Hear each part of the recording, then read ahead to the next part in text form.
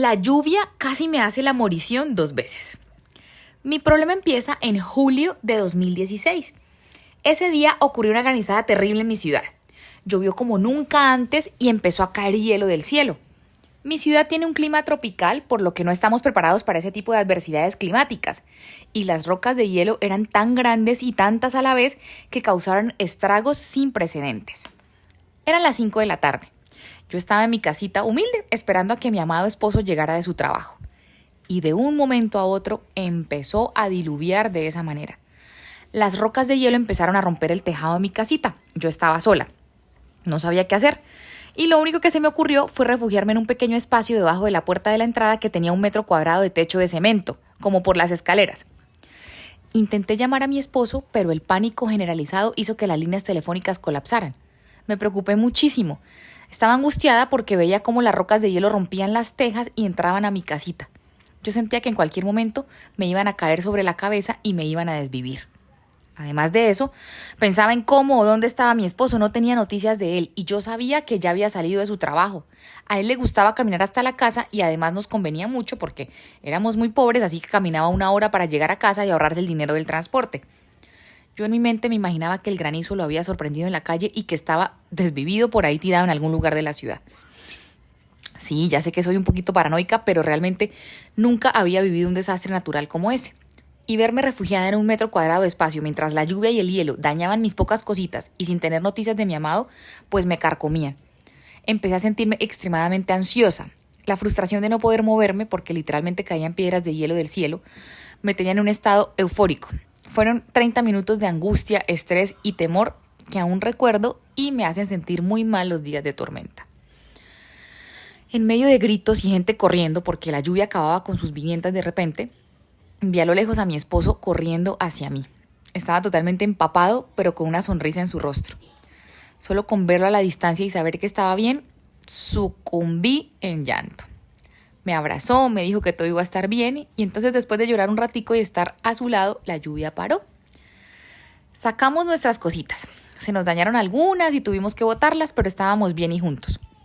Yo no lo sabía ni entendía en ese momento, pero ese fue un suceso que me generó estrés postraumático, por lo cual empecé a desarrollar un miedo irracional a la lluvia.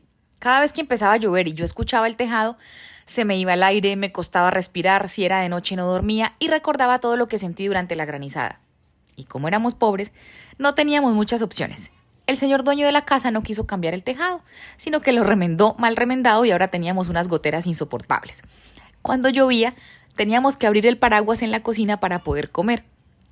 La situación se tornó inviable y logramos mudarnos a otra casa. Bien, era una morada humilde y en ese momento no lo sabíamos, pero desafortunadamente no fue la solución. Cuando llovía, todo adentro de la nueva casa se mojaba. Mi temor irracional me consumía porque el ruido de la lluvia en el tejado y ver el piso todo mojado me recordaban eso tan terrible, pero ni modo. Aún no estábamos en condición de vivir en un lugar digno. La señora dueña de la casa era y sigue siendo una mujer muy amable, diligente y con las mejores intenciones, pero no había manera de solucionar ese inconveniente. Desafortunadamente, había que tumbar esa casita humilde y volver a construirla para que el agua no se metiera cuando llovía, porque no era solo problema del techo, sino de las ventanas, de las puertas, del piso, de las escaleras, hasta de las paredes. Pero ni modo. A seguir porque mi esposo y yo lo único que sabemos hacer es seguir.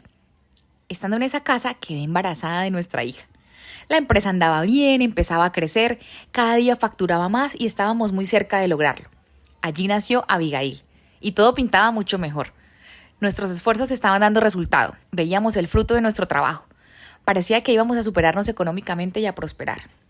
Un muy mal día, los vecinos quisieron tumbar su casa y construir 6 pisos. Independientes, para arrendar, porque era una práctica muy común, es una práctica muy común en los barrios. Obviamente que buscaron al maestro que lo hacía mucho más barato que un arquitecto y por supuesto el maestro contrató a unos ayudantes que no tenían ni idea de lo que estaban haciendo, pues así le quedaba más dinero a él para embriagarse. La obra había avanzado y una mala noche hizo una tormenta con mucho viento. Empezó a caer agua del cielo y el aire hacía un ruido ensordecedor. Mi hija tenía 2 meses de vida. Yo acababa de pasar la dieta o el posparto y mis emociones estaban a flor de piel.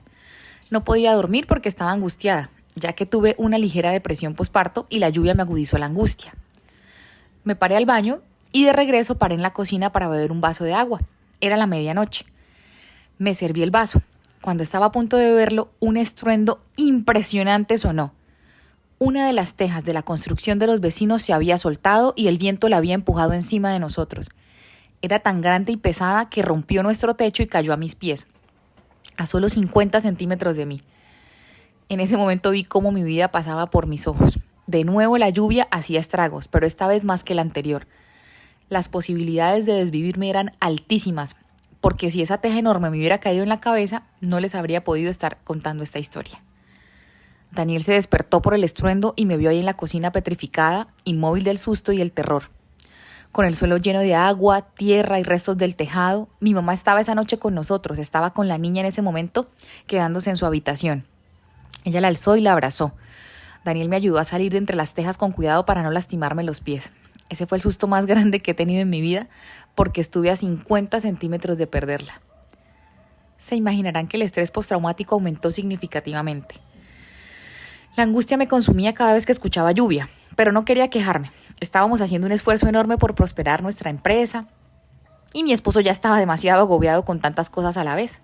Así que yo trataba de manejar la situación poniendo buena cara. Entonces no era tan inteligente emocionalmente. Me hubiera gustado haber gestionado lo que sentía de otra manera, pero no tenía las herramientas o recursos mentales para hacerlo. Así que simplemente lidié con mi trauma sufriéndolo y no causando más problemas de los que ya teníamos. La señora dueña de la casa arregló el tejado al día siguiente a primera hora. Ella, a diferencia del dueño de la casa anterior, sí cuidaba su casita y se preocupaba por mantenerla en buen estado.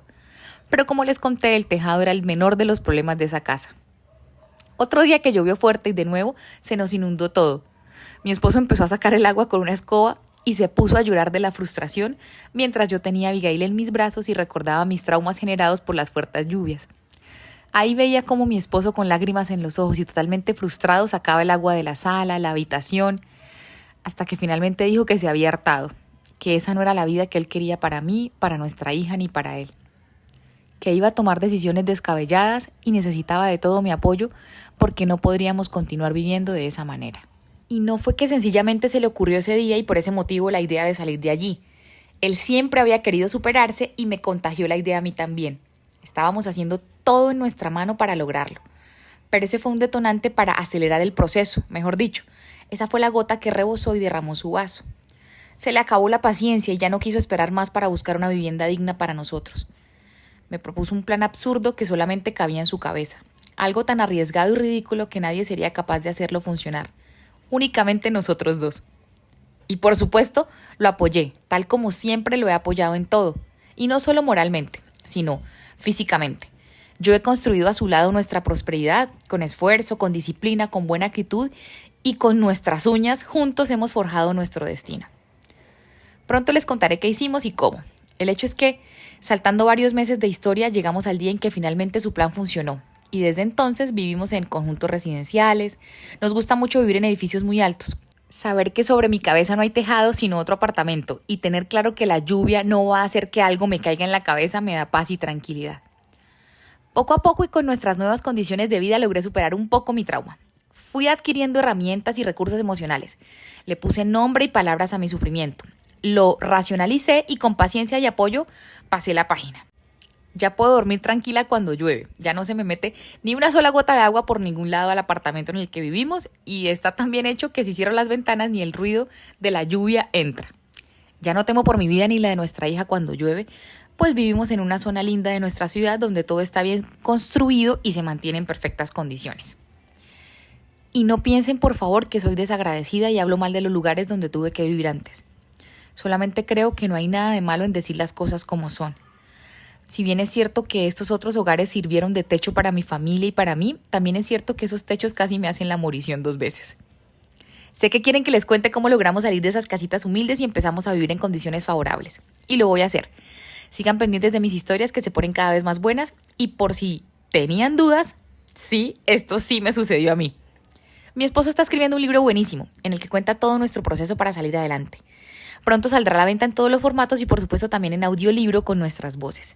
Si quieren estar al tanto de las últimas actualizaciones, están invitados a su Instagram, @superelapobreza. Para los que se quedaron hasta el final, les voy a echar una pequeña charla de algo que no escribí, se me olvidó, pero me gustaría contarles. Resulta que ese día del segundo suceso con la teja que cayó de un quinto, sexto piso, Mi mami se estaba quedando con nosotros para ayudarnos con la niña porque yo estaba en el posparto. Y cuando ella sale corriendo asustada, porque no sabía dónde había caído la teja ni qué había pasado, yo solo grité. Daniel se paró de un brinco de la cama y también gritó. Mi mami pisó uno de los restos de teja porque habían muchos escombros y se cortó el talón. Entonces yo estaba parada, impactada, el techo abierto arriba con una teja de más de 5 metros de largo, ¿o era de 3, mi amor? No, creo que era de las largas. Grandísima, muy, muy grande. Yo estaba impactada, el agua se estaba entrando, me había partido varias cosas, le había pegado a la nevera, nos partió una estufa, partió vasos, partió cosas. Los vidrios cuando se reventaron sonó durísimo, partió parte del baño también porque era una teja muy grande, se llevó parte de la cocina y del baño. Habían escombros, mi mami sangrando, yo no sabía de dónde. Y la niña estaba también, es que lloraba mucho cuando contaba esa historia. Mi hija estaba a 2 metros de la teja, o sea, si yo estaba a 50 centímetros, Abby estaba en diagonal como a 2 metricos donde la dormíamos en el cuartico de ella con mi mami. Entonces era como de, si estoy viva, no estoy viva, ¿quién está lastimado? La niña. Yo solo pensaba, ¿será que cayó una parte de la teja que no vemos del baño en lo que era la habitación, el cuartico de la niña? El ruido fue tal que pensaron que se había caído un tanque de estos que almacena miles de litros de agua por el estruendo. Llegaron los vecinos, corrieron vecinos de varias casas hacia atrás, subieron, nos preguntaban que cómo estábamos, que qué necesitábamos. Rápido yo tomé la pañalera que ya tenía lista, envolvimos a la niña en una cobija, todos nos pusimos una cobija porque nos estábamos mojando y la dueña de la casa nos permitió amanecer en su casa, que era el primer piso, y ahí pasamos la noche, nos dieron comida el otro día, nos pudimos bañar mientras arreglaban el techo. Sé que hay personas que han pasado por cosas 1000 veces peores, por eso les cuento solo mi historia desde mi perspectiva y no me estoy comparando ni haciéndome la víctima. Pero el sentimiento era muy fuerte de sentir que o yo me iba a morir o se iba a morir mi hija, y si yo me moría mi hija quedaba huérfana, no la había amamantado ni por 6 meses de vida y mi esposo iba a quedar viudo. Es una vaina muy fuerte. De hecho, ahora que lo cuento y que lo escribo y que lo vuelvo a mencionar, sí he superado muchas cosas, pero siento que es algo que no se supera al 100%, porque si estoy al aire libre y de nuevo siento o vivo una tormenta, los recuerdos son muy, muy fuertes. Y pues ya, queridos oyentes, chismos, seguidores, ese era el pedacito que quería contarles. Cuéntenme si les gustó mi formato también de hablando hacia el final, contando como mi opinión, lo que siento, lo que pienso, porque podría intentarlo con más historias. Gracias, chao.